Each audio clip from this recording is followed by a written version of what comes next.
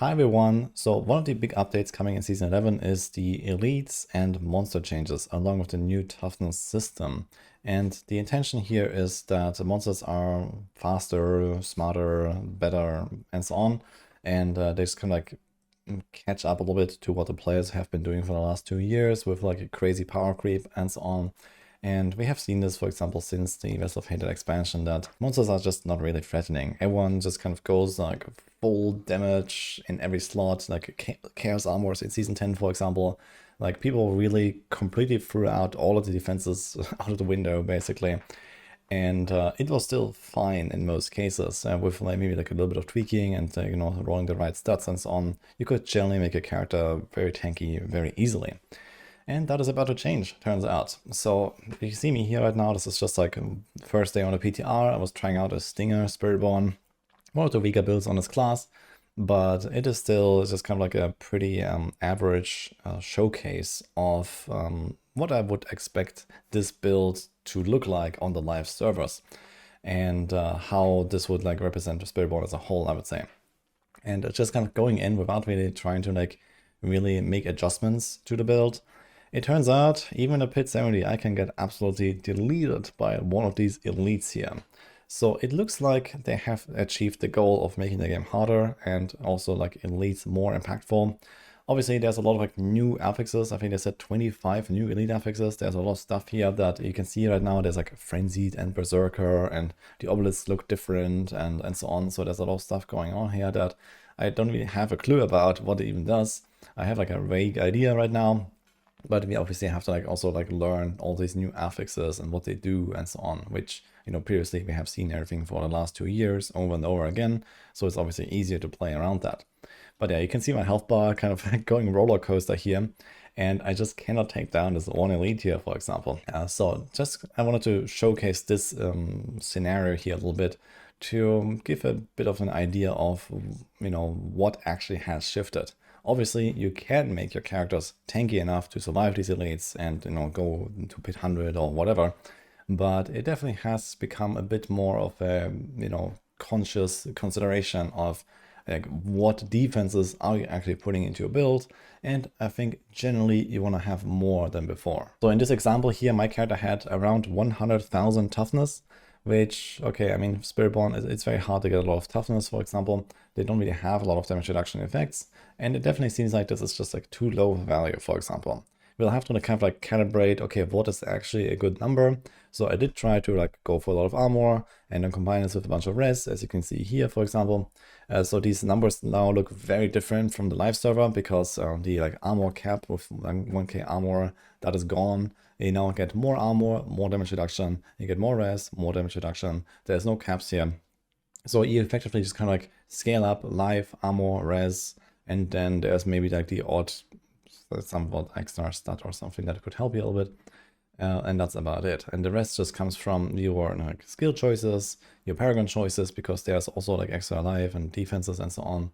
And then, for example, what are you gonna put on your aspects? Which uniques are you gonna run? And how can you just think about making a character more tanky? And on top of that, you also want to heal up all of that life that you lose. So they actually added a lot of extra recovery stats. So here's life on hit, for example, that makes a return. It also existed in Diablo 3, for example, that had a similar toughness system. And that can now roll on weapon, ring, glove, amulet, shields, and focuses. There's also life on kill that is like massively buffed and basically appears on every single slot. Personally, I don't really like life on kill that much myself, so I have not really been experimenting too much with this because it doesn't really work on boss fights, for example, and the recovery also matters there if you get hit and so on. So it seems more of like a filler stat for the most part, or something for like speed farming and so on, where you would make maybe like an item or two that has life on kill just to like smooth it out, maybe do T4 content or something. Potions also work a little bit differently now, so you have less potions total, but they come back automatically every 30 seconds, like one of them. And you can use that as like an actual like kind of healing cooldown now. So this is relatively important. And yeah, a bunch of other stuff also changed here on the defense side. But it is definitely interesting to see like what is actually going to happen, because I think that we will see people actively choose a defensive item in their build these days. So I could definitely imagine people might run a Harlequin Crest over a Perdition, for example, even though Perdition would be more damage because it has core ranks and crit and the 60% damage multi and so on. But if you can, for example, kind of in the same way profit from the Harlequin with the extra 4 ranks, and then maybe you have some sort of resource scaling, like a Capeleke build or a basic attack build with adaptability aspect or something like that, then suddenly you get a bit of extra value here. And then you have this extra defense that comes in with the 20 DR, the extra life, the extra armor. And these things now actually start to matter. Also, for example, stuff like Soulbrand might actually be a good item in the future. Like, no joke, I would actually consider putting this into some builds, or even stuff like Temerity might actually see a use at some point. So this is kind of like where we are at, and it's going to be kind of interesting to see what people actually do with their builds. There's obviously a lot more items that have like pretty defensive purposes and not really offensive, and it will always depend a little bit on the build that you are playing and, you know, what can you slot in, what do you lose. So there's obviously an opportunity cost every time, because we could have offensive pants with Thibaut's Will, for example, right? But Thibaut's Will is a relatively small offensive item compared to the insane defense you can get from just having Giga Barrier and the healing here, for example. So I think it will really come down to trying to make those choices very consciously, or God forbid, put a defensive aspect into your build. I can't believe that, man. But it's 2025, and apparently this is something we might do in the future. So I have to say, definitely kudos to Blizzard. They definitely made it so that defenses do seem to matter again. It will probably depend a bit on the class, the build. You know, some builds are just a bit more durable by default or something like that. And some will probably not really have any issues at all. And some will be like generally like squishier. So that depends a bit on the archetype, right? For example, if you talk about bear druids, they have like a lot of built-in extra DR. And then, for example, werewolf druids don't, right? There's going to be like very squishy, for example. And you know, some classes also just generally lose a lot, like the druids, for example. They actually lose a lot of their previously like giga chat toughness values. And well, they might have to try a little bit more now as well. But personally, I find this direction really good. It's not just, okay, they made everything harder. You can outplay the monsters. You can get tanky if you want. But now you have to think about it more. You have to like make a, you know, overall more balanced approach for your build, so that you actually combine, you know, the right offenses and the like, you know, most important multipliers with some sort of defense that actually works for you and gives you just enough so that you have a working setup. It definitely seems like on the PTR there is a little bit of like tweaking still to do. Like sometimes, you know, the damage values of the monsters kind of like, you know, scale in some somewhat unintuitive ways, I guess, between like the difficulties or so. I guess it's going to be like smoothed out, and you know, like, you know, overall it's fine, I would say. But a few times I definitely got surprised by like how much damage I was taking from certain things. For example, world bosses as well. They are just wrecking you now. If you go in there and like Torment 4 or like not a very tanky build or something like that, you can get deleted by those guys. So I had Wandering Death and Asmodan as well, one of the new world boss here. Stuff actually hurts, turns out. Even when like a character that can otherwise just blast through like, you know, pit 60, pit 70 or so, no problem. And we also have to remember that like my setup here was not really like super like min-max or something like this. This was just, you know, I took like my season 10 mindset and applied it to season 11. And I think it's just more of a kind of shift in the priorities and a shift in the mindset that we have to do here, where it's like, okay, maybe I do want to think about the defenses a little bit while putting my build together. And at some point we can realize, okay, like, you know, we roughly need this in order to survive, and then, you know, maybe we tweak it a little bit from there. And there's also the other consideration, which is sanctification. So this is the season theme where we can effectively like add extra stats or extra even aspects on our gear with like something like a late game crafting feature basically that we get. And I didn't really have much of that. So, you know, maybe you can replace your Shaco with a Perdition at some point if you manage to get one that has like a defensive aspect on it, or you put a defensive aspect on one of the other pieces, for example, and then, okay, now you can do the switch and then, you know, take another item there, because you still have this kind of similar level of defenses, but it's coming from another source. So I'm definitely looking forward to this kind of like new puzzle of creating a build that works and that has like, you know, a good mix with, you know, being a hardcore player. I've only played hardcore in this game so far, basically, outside of like PTRs or something. I always had a lot more fun trying to make a more balanced build and not just go full YOLO, full glass cannon. And well, if you die, you die, and who cares? It's always the best strategy to just go for more damage. I don't really like that very much. And yeah, I think it's going to be a lot healthier and a lot more interesting in the future. So I have definitely seen a lot of like kind of concerned comments about this toughness change, but I think across the board, it definitely makes the whole system much more easily understood, because previously, for example, especially playing on hardcore, it was very difficult to understand what is actually the limit of my character, like what can I survive, because you never really knew unless you were like, very minutely, like kind of like writing down all of your damage reduction sources and then calculating it manually to see how much EHP you have, the effective hit points of, like how much life, and then multiply it with all the damage reduction sources.